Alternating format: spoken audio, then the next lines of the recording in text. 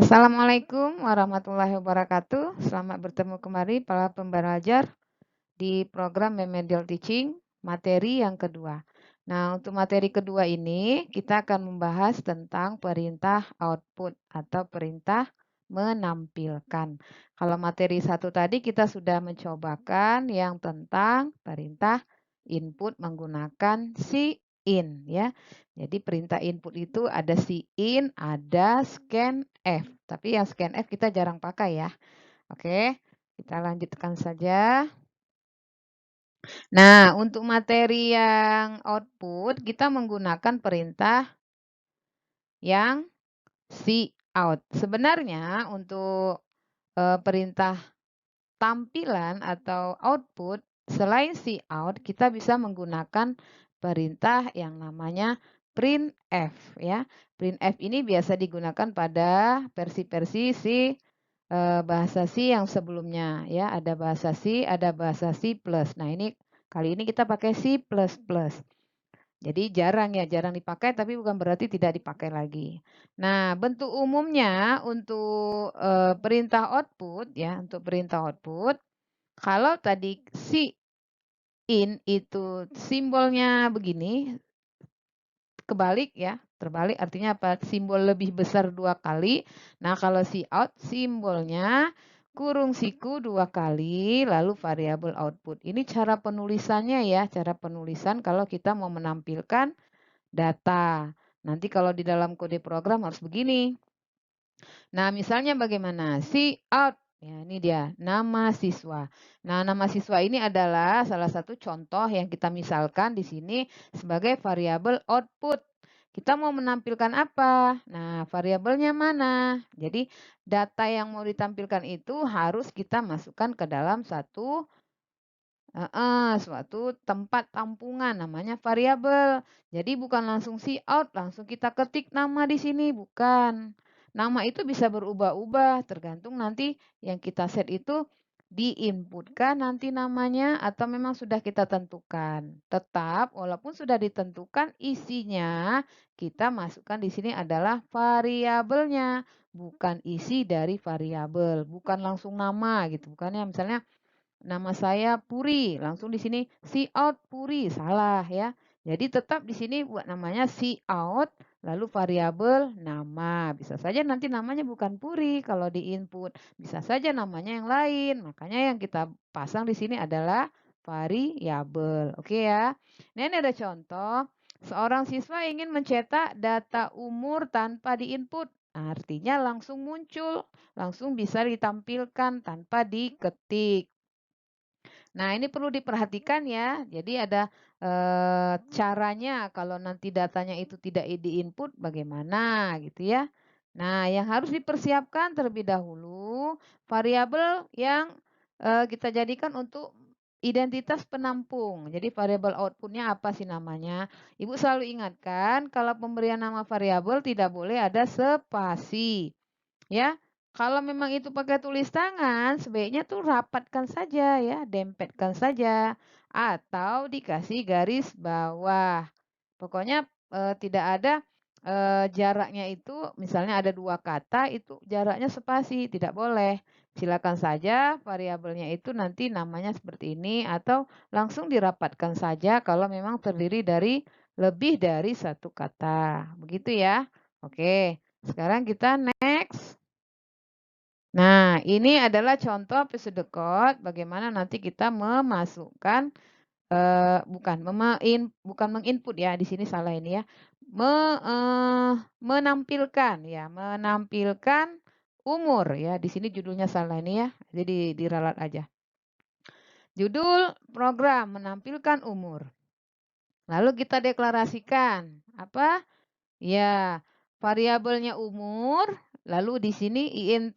Int ini adalah tipe data. Sebenarnya untuk tipe data selain int itu banyak. Bagaimana? Untuk yang berupa angka-angka ada float, ada real, ada Login. Nah, nanti silakan lagi dibaca-baca materi yang sudah pernah diberikan ya di kelas room utama ya. Nanti di kelas room utama sudah ada materi. Tapi kalau memang susah mengaksesnya nanti boleh hubungin Ibu, Bu, saya nggak bisa mengakses materinya nanti Ibu kasih apa namanya linknya supaya bisa diakses ya. Jadi INT ini adalah singkatan dari integer. Integer itu salah satu tipe data.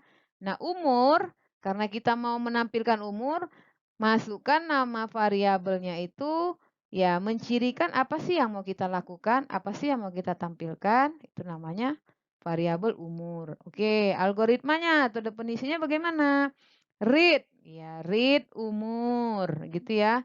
Write umur. Read di sini bisa itu mengandung nilainya input ya. Kalau seperti ini input ya. Nah, jadi tidak ada isi apa namanya? Tidak ada isi dari variabel umur berarti ini di input gitu. Tapi kalau nanti memang sudah ditentukan itu biasanya umurnya sudah langsung diisikan gitu ya. Ibu ulangi. Jadi kalau di sini read, lalu di sini ada tanda variabel umur, umur itu tidak ada isinya, berarti read di sini maksudnya adalah diinputkan datanya, dimasukkan, diketikkan pada saat kode program running gitu. Nah, kalau write tampilkan hasil yang sudah di-read tadi, umur, selesai. Ini algoritma secara umum.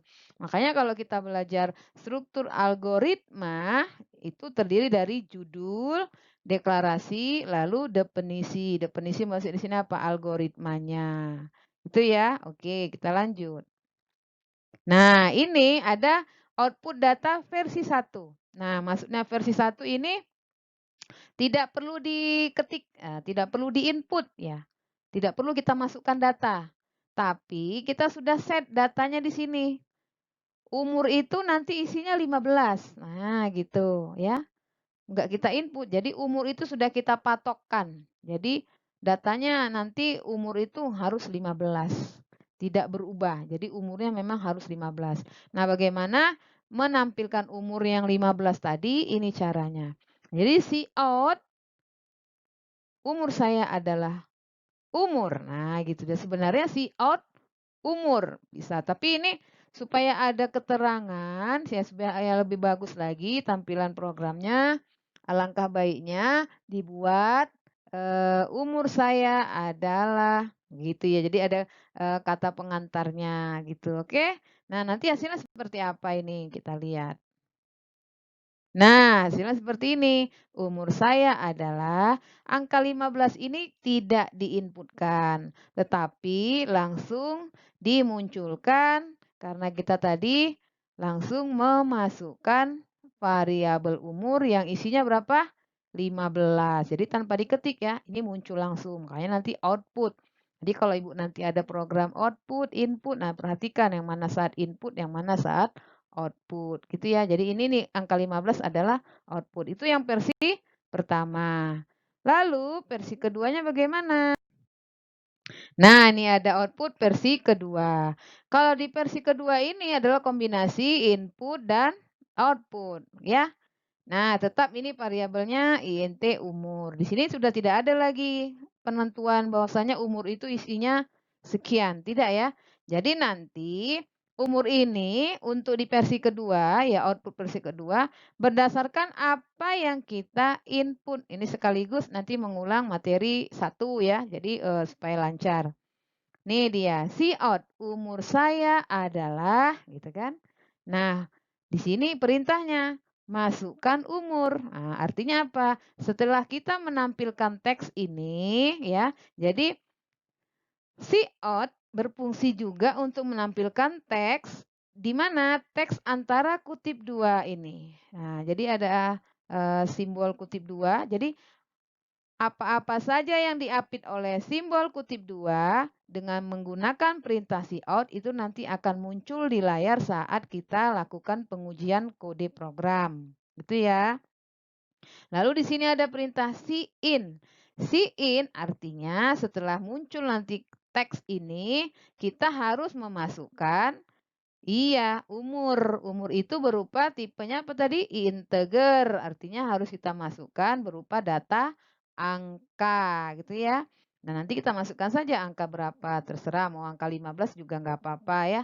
Nah, lalu di sini kita mau menampilkan apa yang sudah kita input nanti akan kita buat dalam satu kalimat. Jadi nanti misalnya, nama saya Andini berumur. Umur di sini berdasarkan apa yang kita input tadi di sini, gitu. Contoh, nanti kita masukkan di sini 17 misalnya ya. Nanti muncullah nama saya Andini berumur 17 tahun. Ini cara penulisannya ya, kalau nanti mau buat variasi-variasi ya. Nah, jadi umur ini adalah variabel, tidak boleh diberi tanda kutip 2. Kalau nanti diberi tanda kutip 2, ini programnya error.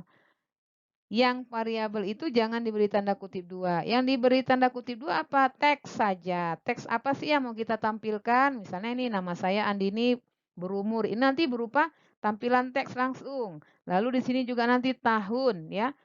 Yang tidak kita buat kutip 2 itu adalah variabel hasil output.